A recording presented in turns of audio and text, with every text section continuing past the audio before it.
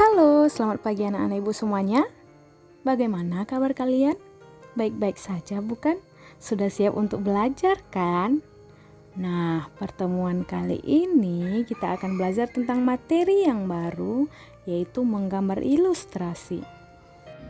Tujuan pembelajaran yang akan kita capai pada pertemuan di bab ini yaitu 1.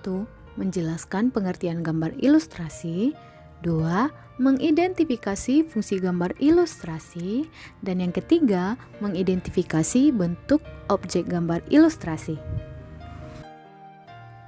Membahas tentang ilustrasi, tentunya kita juga pernah mendengar kata ilustrasi tersebut. Lalu, apa sih yang dimaksud dengan ilustrasi? Nah, mari kita lihat bersama-sama di sini. Ilustrasi berasal dari bahasa Latin illustrare, yang berarti menjelaskan atau menerangkan.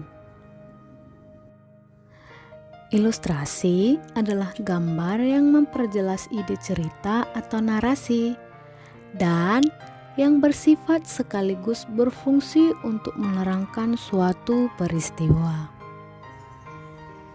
Gambar ilustrasi diciptakan memiliki fungsi. Fungsi dari gambar ilustrasi tersebut adalah 1.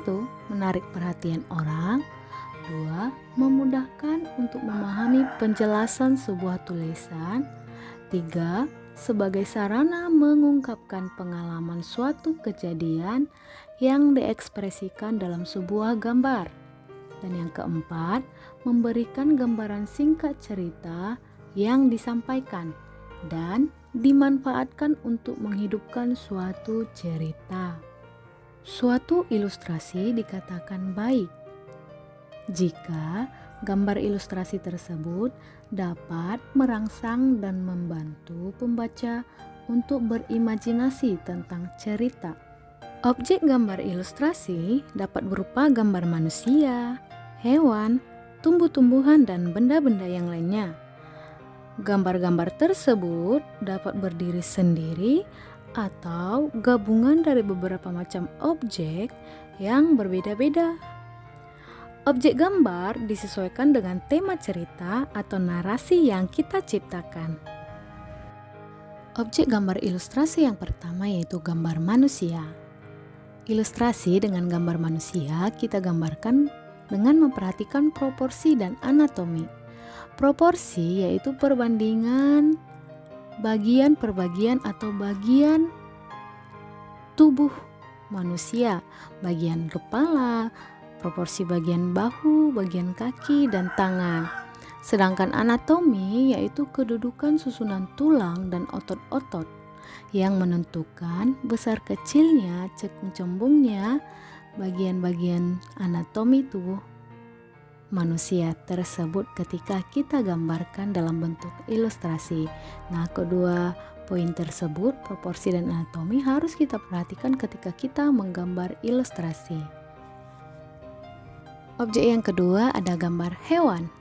Seluruh hewan dapat kita jadikan sebagai objek dalam menggambar ilustrasi. Baik itu hewan yang hidup di laut atau di air, hewan yang hidup di udara maupun yang di darat. Sama seperti objek manusia, menggambar ilustrasi dengan objek hewan juga harus memperhatikan proporsi dan anatomi. Yang ketiga, objek tumbuhan. Tumbuhan sangat beraneka ragam, dapat kita gunakan untuk objek ilustrasi.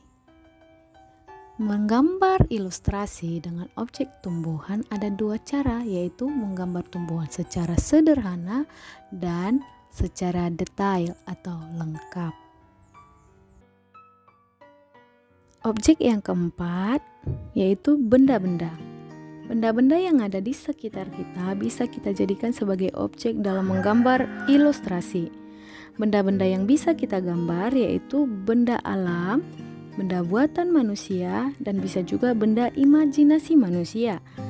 Benda tersebut umumnya hanya digunakan sebagai pelengkap atau penghias gambar ilustrasi yang kita ciptakan.